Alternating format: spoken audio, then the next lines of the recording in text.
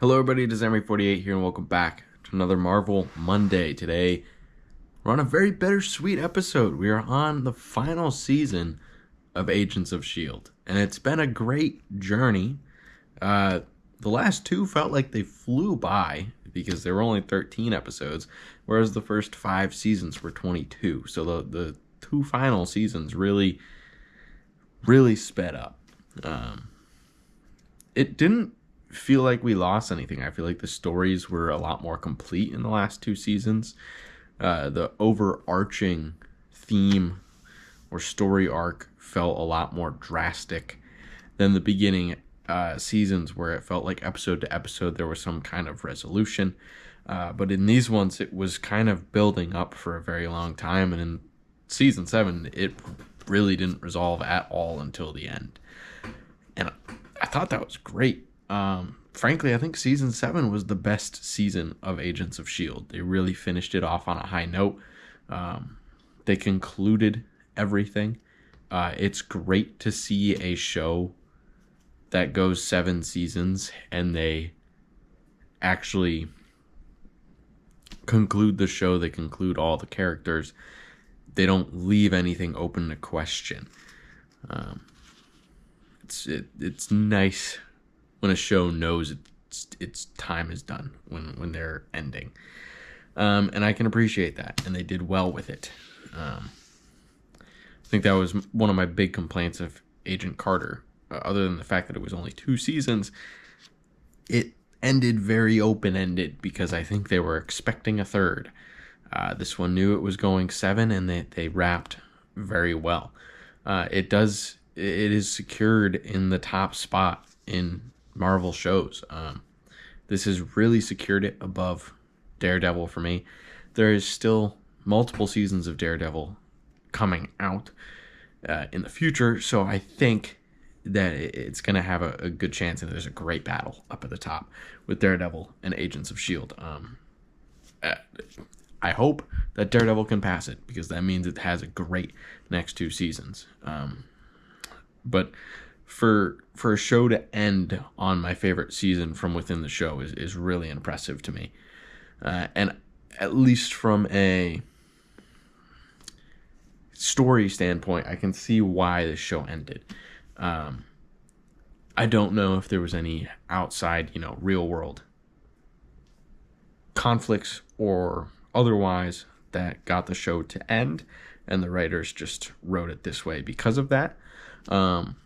But season 6 and season 7 really ramped up the catastrophic danger to Earth, especially season 7. I mean, we have space-time traveling robots trying to destroy Earth, and the way to solve that is traveling through the quantum realm. It would be very difficult to then make that bigger in season 8, or a non-existent season 8.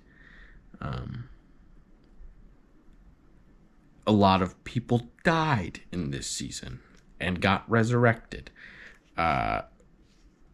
Trying to do that again wouldn't have the same weight in a supposed next season.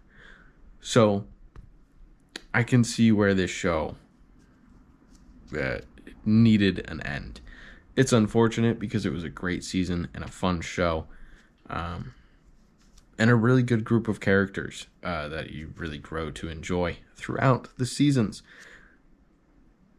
But it ends in a good note, so I'm happy with that.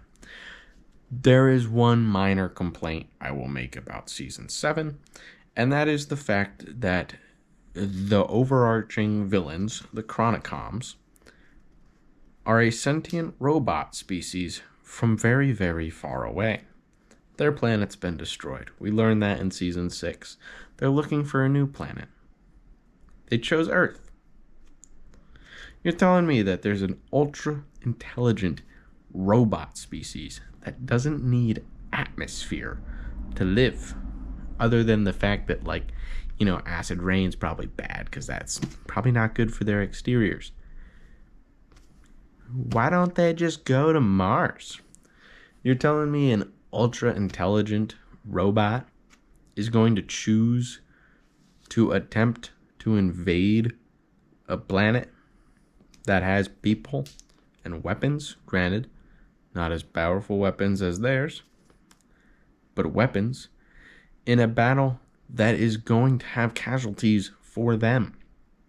Guaranteed, right? It's guaranteed. They'll lose at least one dude. When they could just take any of the uninhabited planets.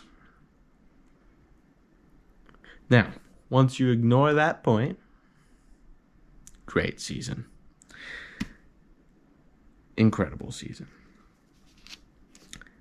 And it hits so many different sci-fi points. We do time travel. We hit different eras in Earth's history. Different eras throughout Marvel's history. Brings back one of my favorite all-time Marvel characters from Agent Carter, and that is Agent Sousa. And he gets to be with the team throughout this season, which is awesome. I really could compliment this season up and down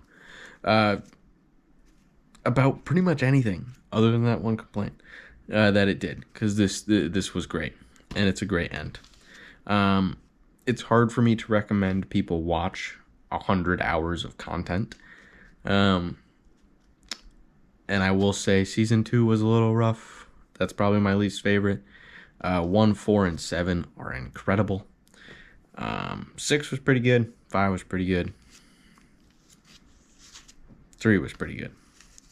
2 was a little clunky to me. But that's Inhumans for you, I guess. Basically. No, that was more character development, was a little weird in that one to me. But overall as a show, it is just good. It's my favorite Marvel show, and that's not going to change until at least the new Daredevil season comes out. So we'll have to revisit that when that does happen. But let's get into season 7 of Agents of S.H.I.E.L.D. We start with episode 1, The New Deal. Chronicom started their attack in the 1930s. S.H.I.E.L.D. has time traveled to the 1930s to attempt to prevent the invasion from the start. Coulson and Mac meet Grandpa Koenig. He is running a speakeasy, and it becomes an SSR base once the SSR is created by FDR the next year. Daisy and Deke capture one of the Chronicoms. FDR is not president yet. He is likely the Chronicom target. FDR is apparently not the target. He's currently the mayor of New York, I believe. A captured Chronicom melts himself to not concede information. Freddy is the target. He works in Koenig's bar. S.H.I.E.L.D. saves him. Freddy is a Malik. Name we've heard plenty of times. So S.H.I.E.L.D. is in the 1940s and has to save Hydra to ensure that S.H.I.E.L.D. gets created, or else they won't be around to prevent the invasion in the future. May wakes up. She is not quite right. Remember, she died last season. Episode 2, Know Your Onions. Freddy's current job is to deliver the serum used to make Red Skull. May fights Enoch. Daisy wants Deke to kill Freddy. Matt convinces him not to. Freddy shoots Koenig. He survives. Hydra future is secured with Wilfred Malik, who is the Malik they fight's grandfather. Enoch does not make it back to the ship in time and is stuck in 1931. Oh, 1930s, not 1940s. My apologies. He assists in the creation of S.H.I.E.L.D. with Koenig.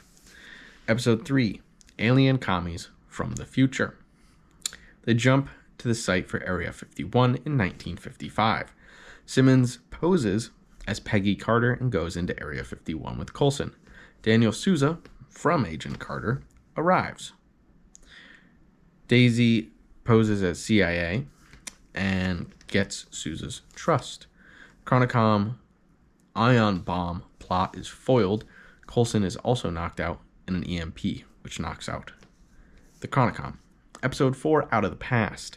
Sousa is murdered in the cold open. Deke is captured. Coulson works with Sousa on his last mission before he dies. The team makes contact with Enoch. Wilfred Malik captures Deke by accident, trying to capture a Area 51 scientist. Wilfred doesn't recognize Deke. May's time in the other realm has turned her into an empath.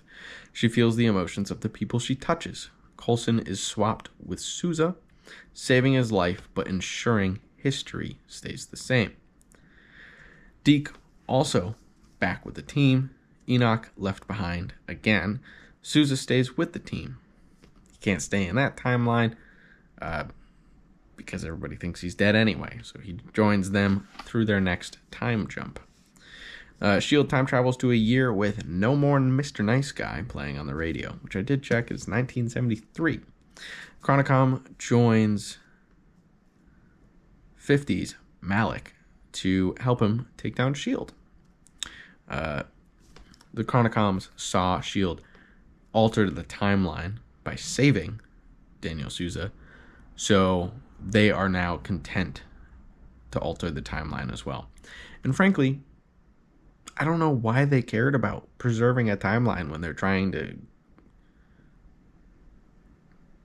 not preserve the timeline. Episode 5, A Trout in the Milk. Simmons is potentially an LMD, some weird flashing thing in the back of her neck. The timeline has changed. Freddy lives 3 years after he originally died. Enoch rejoins S.H.I.E.L.D. They jump forward 3 years to the day the Hydra plan launches. Daisy and Sousa are captured. Deke kills Wilfred Malik, saying he was supposed to have already been dead anyway, so it doesn't matter. S.H.I.E.L.D. has Mac's parents. A Hydra satellite launches, and Coulson and May are captured.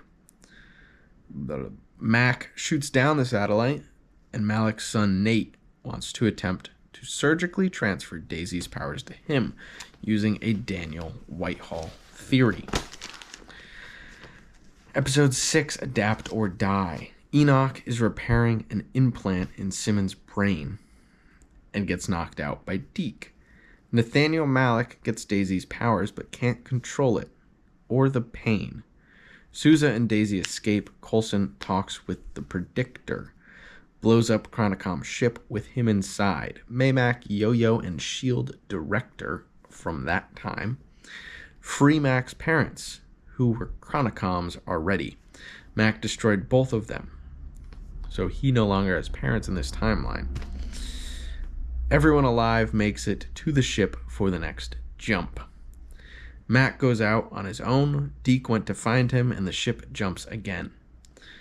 They weren't able to control these jumps. I didn't write this down, but they're just kind of bouncing off of whenever the Chronicoms jump through time. They're just following that. And I believe at this point, their drive is just damaged. They're not even following the Chronicoms anymore. It's just going all berserk. Deke and Mac are left behind in an unknown time, and the ship jumps to a different unknown time. Episode 7, The Totally Excellent Adventures of Mac and the D. Now, this is where the season starts turning a little weird. We haven't seen from Fitz at all. He's not been in the show. We start getting episodes that are really heavily focused on like 2 or 3 characters, and the other ones sprinkle in a little bit. This one is Mac and Deke. There's one that's really heavy, Daisy, Sousa, and Coulson. It's interesting because you don't feel like you're missing out on the other characters because there are so many main characters in this show at this point. No one on the team's really a side character. So you can go an episode and kind of focus in on a couple just to really grow their characters or their story. And it doesn't feel weird. Mac and Deke are in 1982. Deke started a band coming out with 80s hits before they were originally written. Coulson's mind is alive in a VCR. Sybil has human help to rebuild. Now that she has a robot body, she kills the human. Robots attack Lighthouse. Deke is shot. The robots are destroyed. One gets away with her predictor device. The Zephyr jumped 20 months. Yo-Yo and May find Deke and Mac in the lighthouse. Sybil is working with Nathaniel Malik, who has her predictor device and hard drive in a VHS. Episode 8, After, Before. The full team is reunited, and the time drive is broken. They have no control of their space jumps. May and Yo-Yo visit Daisy's mom, looking for help healing her speed. She's kind of lost her ability to use her power since she's had the little bat thing in her mouth. Daisy's mom confirms Yo-Yo's issue is psychological. New Coulson bot is built. Nathaniel attacks Inhuman Sanctuary, Afterlife. Yo-Yo gets speed back and disables the time jumps. They jump again anyway. Episode 9, As I Have Always Been. The Zephyr is caught in a time storm. Mac is hit by a radiation flare, blinding him. They are in a Groundhog Day style of time loop, but only Daisy realizes. When she wakes up Coulson's bot, he also remembers. But when Daisy dies, she forgets the whole thing, and Coulson still remembers. Where we pick up the story, Daisy has already died 14 times, and Coulson has had to restart as they are getting closer and closer to ultimate doom. Every time she does, she fully resets and forgets. Daisy dies to a gas leak, resetting the loop once again. And the gas leak was cut intentionally. Sousa, in the next run-through, dies, ensuring that Daisy keeps her memories. This loop. When someone else dies, the loop resets until everyone can get through alive, or they all just actually die. The Fitzsimmons programmed Enoch to keep her implant in. Sousa admits feelings to Daisy, and Daisy kisses him. In the next loop, Enoch saves the ship, but it will kill him. Enoch sacrifices himself so the team can live. The kiss was in the previous one, so only Daisy remembers it. Episode 10, Stolen. Nathaniel Malik recruits a young John Garrett. The team is stuck in the 1980s. Daisy finds out she has a sister. Originally, she had killed herself in their timeline, which is why she never met or heard of the sister. And her mother went and grieved, and that's how she met her father. Coulson is captured by Nathaniel, who then kills Daisy's mom. Garrett gains teleportation powers and captures Simmons.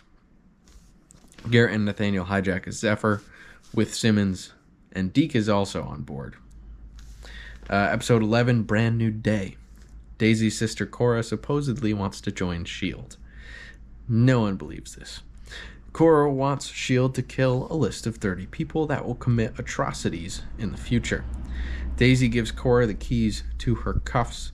Daisy and Sousa leave the base. Mac joins them. Nathaniel knocks out Deke. Cora knocks out S.H.I.E.L.D.'s power, allowing Sybil to hack in on the reboot. Cora sees that Nathaniel killed her mother. Nathaniel tested Simmons' brain too much, and she can't remember Fitz at all. Garrett gets Cora out of S.H.I.E.L.D. captivity. Chronicom reinforcements arrive, and they wipe out S.H.I.E.L.D. bases around the world. Cora and Nathaniel kiss. One of the people on Cora's list was Grant Ward, who was a child at the time.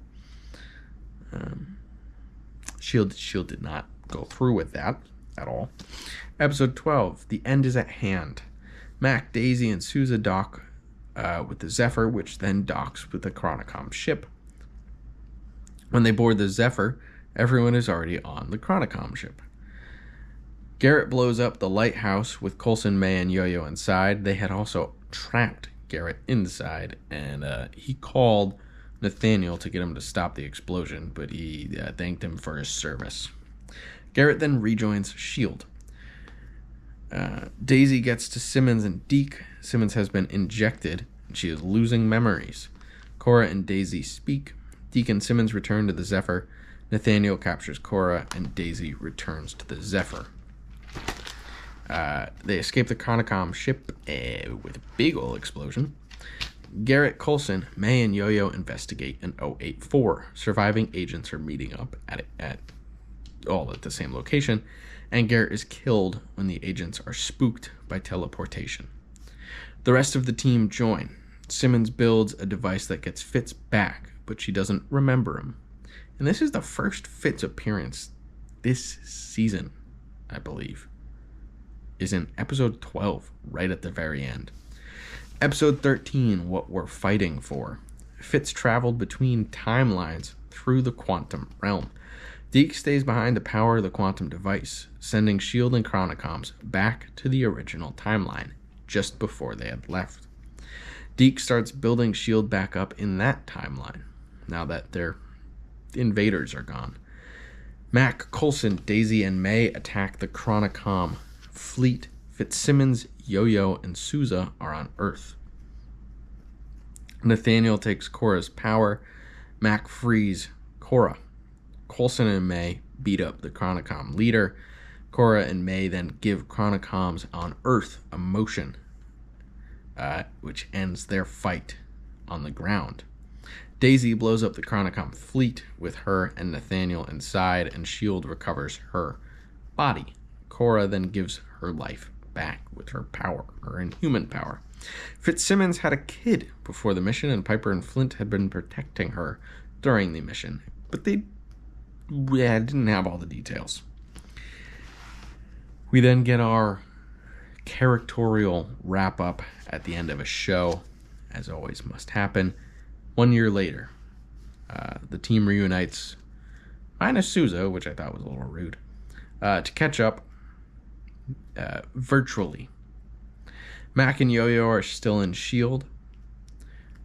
Daisy and Sousa are still together, and they are working in space.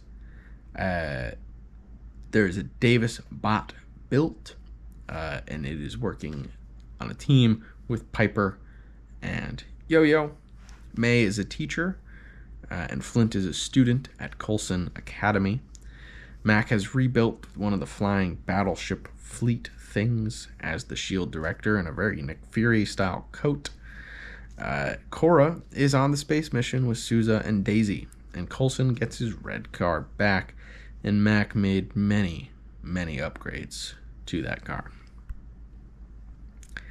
And that is where Agents of S.H.I.E.L.D. ends. We surprisingly don't get to see a little snippet of Deke back in the other timeline in the 80s, but we probably know he's back to doing some rock and roll with S.H.I.E.L.D., because what else is Deke gonna do? But this was good. This was a good way to end. We get a nice reflection on everyone. And it ends on a happy note, as much as a show can end, I think. But that is Agents of S.H.I.E.L.D., specifically Season 7 in this one. But that is a wrap on the whole show. Let me know your thoughts on Agents of S.H.I.E.L.D. in the comments down below. If you've seen one episode or all 7 seasons. Thank you everybody so much for watching, and I hope you have a wonderful rest of your day.